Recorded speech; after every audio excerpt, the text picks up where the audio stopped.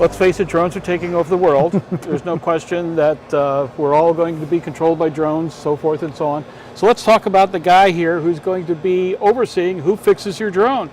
Brad Hayden of Robotic Skies, welcome to Aero-News, Aero-TV, and of course AEA 2017. Right. Thanks for having me, Jim. What's new? Oh man, lots is new. So great show for us so far, and you know, lots of interesting products coming out. We're seeing ADS-B solutions hit the GA market, which is interesting, of course, and it's also starting to hit the UAV world, especially in the class of UAS that we work on. You know, our market is really the high-end commercial market, so we're talking about UAS that are flying for money, and our customers are enterprise customers. They're customers that understand that aircraft that fly are aircraft that make money, and they're looking at pushing boundaries. Right now, of course, we're flying under Part 107, line of sight restrictions. Everybody wants to be flying beyond line of sight, and we personally believe that two things will make that possible: equipage and ongoing airworthiness or maintenance. We believe that, you know, if we can bring some predictability and reliability into this market, that we'll start to see regulations enable beyond line of sight operations or flights over people. And we believe that those are two of the necessary components really to get over that regulatory hump. For those out there who don't understand your business model and what you're doing, tell me what Robotic Skies is all about. Sure. Well, so Robotic Skies is a network of exclusively Part 145 repair stations or service centers that currently are certified either by the FAA or an aviation authority to work on manned aircraft. We are in the United States, of course, have a very big presence here in the U.S., but we also have a global presence. We're about 130 service centers now, and we plan on expanding our footprint really as far as it'll go. The beauty of our system is that we're already tapping into an existing repair network, so really all we have to do is just recruit the best repair stations that we can find, bring them into our market, and we can expand out our geographic footprint. So we're global, but we're also local. Aircraft, and drone aircraft included, don't ship well. So depot repair is great for a certain class of aircraft. Once they get to a certain size, though, you're going to need those things fixed locally. Plus, businesses, enterprises that are relying upon their UAS for money, they want to be able to drop them off somewhere just like they do with airplanes. They want to get them fixed, and they want to get them right back up into the air. That's what we offer. So obviously right now, again with Part 107 market, there is no requirement for airworthiness or continued airworthiness. However, we already have 107 customers, and those are customers that know that they need to have, in lieu of a regulatory requirement, scheduled maintenance to keep their aircraft efficient. And so we're already seeing our value proposition play out even without the regulations that we'll see for beyond line of sight or flights over people that will require that type of service. And of course, we're there and ready for that too. The beauty of us being Part 145 certified is they will never build a UAS that will exceed our maintenance capabilities. So while other people talk repair, we talk maintenance. This is all about scheduled maintenance, safety, and then of course performing repairs whenever it's necessary. And of course, in the long run, this is something the public needs to know, that these efforts are being made, because unfortunately with the kind of coverage the unmanned community has been getting over the last few years, people don't realize how seriously this industry is not only taking itself, but its responsibility to act, perform, fly, surveil, whatever the case may be, in a way that can be counted on to be safe to all involved. Well, that's exactly right. You know, I would say right now probably one of the biggest debates going on, even within the unmanned community. You know, it seems like more and more manned aviation and unmanned aviation are coming together to understand that it's all one thing. But you know, if you look at it from where the unmanned industry is right now, this is all about really, is it segregation? Are we going to carve out airspace just specifically for unmanned systems, or is it integration to where we're going to see unmanned systems flying with manned systems? And I personally, and I think a lot of people within the community believe it is going to be the latter.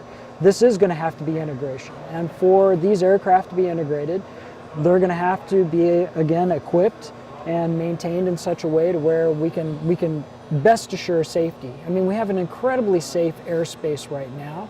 I think the FAA is moving as quickly as it can to get technologies implemented.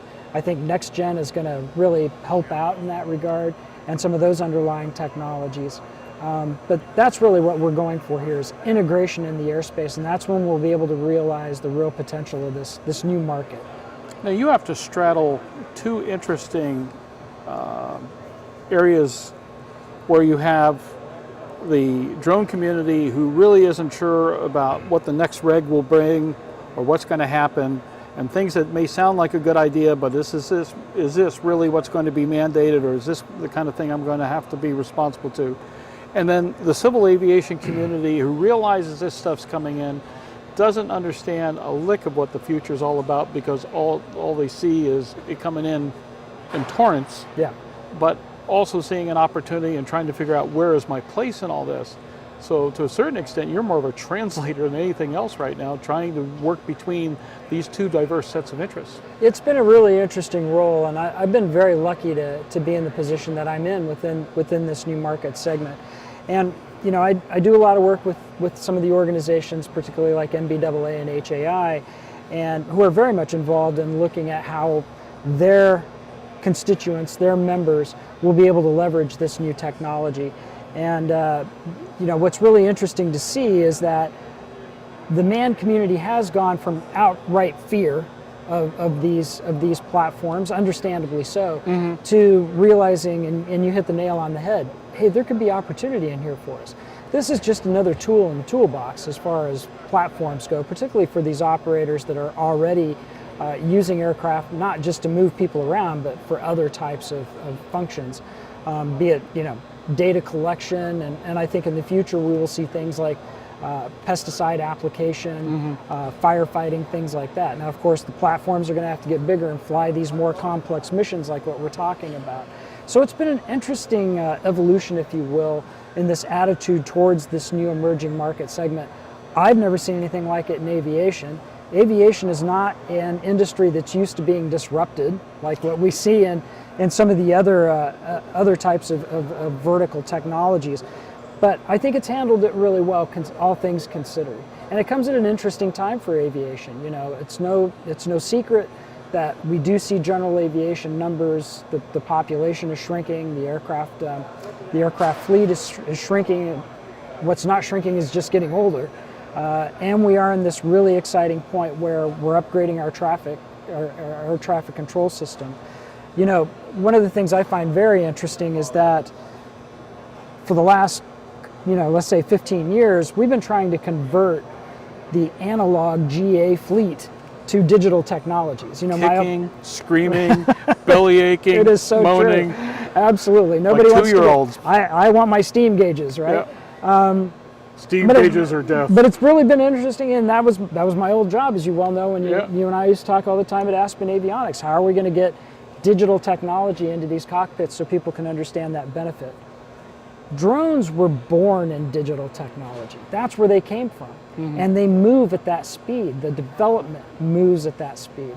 And so our challenge as an industry is, how do we keep up with this type of evolution, at this rapid pace? And how do the regulators keep up with it as well? That's the scary part, but it's also the exciting part of this market. What are you learning personally from all this? Yeah, that's a really good question. I think what I've probably learned as much as anything else is that, business is business, and you can't get enamored with the technology. And I'm as guilty as anybody at getting enamored with technology. And what we're seeing now is that if this new market segment can't prove the use cases in enterprises that it is cheaper to do things, or less expensive, I should say, to do things with an unmanned aircraft than a manned aircraft, it's not going to be able to validate its own existence. The good news is we are seeing those use cases start to develop. I think we'll also see use cases that you or I sitting here can't even imagine. Yeah. And they're being cooked up probably right now in closed rooms that I would love to get some insight into. Our intent, though, as Robotic Skies with our services, is to continue to build out our network, to form the partnerships within the industry that we've already formed and continue to develop those types of partnerships and get the customers on board so that whenever those new use cases come out, we're right there to support them in their operations. Well, I'll tell you what, I've been watching this aggressively, especially of late. Of course, it's no secret that Aero-News and our airborne programming added 2 new programs this year. One with the Academy of Model Aeronautics, concentrating on the hobby drone industry. That's a weekly and will probably grow to be several times a week here shortly. And of course, with the Association for Unmanned Vehicle Systems International, our Airborne Unmanned program covering the commercial drone industry, and trying to keep up with what's going on in each of those areas on a day-to-day basis, in our case, has been at times a thrilling and at times a miserable experience. And for anybody who's got to work in it, whose livelihood depends on knowing what's coming next or what interfaces what, that's got to be just a vicious set of circumstances right now. It can be pretty crazy and maddening. Yeah, it can. And you have to take in a lot of information and be able to glean out really what isn't applicable, because there's a ton of noise in the UAS space right now. Lots of people making claims that they're just not going to be able to keep or be able to uphold. And so, you have to be able to filter that out and really zero in on what matters and what's going to matter to your customers. And, a lot of that, in my mind, comes back to, let's get back to the basics. We know what works in aviation to a large degree. We know what our weaknesses are, and we know what we need to overcome. It's our job as an industry, really, I think, to overcome those weaknesses so that we can really be a value add to this new market segment. Because I'll tell you, if we're not a value add, if we don't step in and help facilitate this new market segment of aerospace, it will leave us behind. They will find alternatives. Absolutely. Absolutely. Yep. Any surprises to you overall? That's a really good question. I mean, I probably get surprised every day.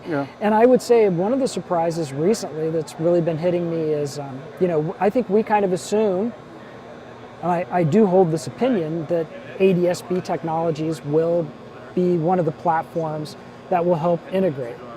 But there's questions like, and I think they're very valid questions, how will ATC handle it if we go from, let's say hundreds of targets, ADS-B targets in an area, to what they're projecting, which would be hundreds of thousands.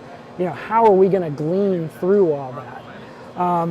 And I was, when you're coming from this basis of aerospace where it's like, oh, well, don't worry, ADS-B will take care of it. And now suddenly it's, well, how are we going to address that problem? You're suddenly blindsided by this problem that really you hadn't considered. Those types of surprises happen all the time because we're talking about volumes. We just announced at this show that we formed a partnership with Avionics, for example. And Avionics is building very, very interesting low power, small, low cost solutions for small UAS that make sense. They're designed for those platforms, but they're also building them to where they have low power out so that they're not going to flood the system. So I think as much as I'm surprised by let's say the barriers that we're going to have to overcome, I'm also constantly surprised by the innovative thinking that's going into this as well. Excellent. Brad, for those looking for more information on Robotic Skies, how can they do so? www.roboticskies.com. Oh, that was easy. That's easy enough, yep. S-K-I-E-S, though. Everybody always misspells it. Okay. Well, Brad, we thank you for joining us here on Airborne and Aero-TV.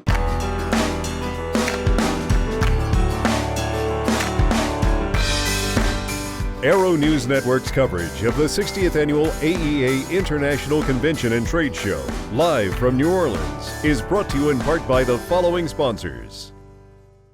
FreeFlight Systems is expanding its business into the Part 25 aviation industry through new avionics shop dealers, manufacturer partnerships, and STC programs. With a focus on the next-gen airspace and remote-mounted sensor systems, FreeFlight Systems will continue to be a leader in the next-gen airspace.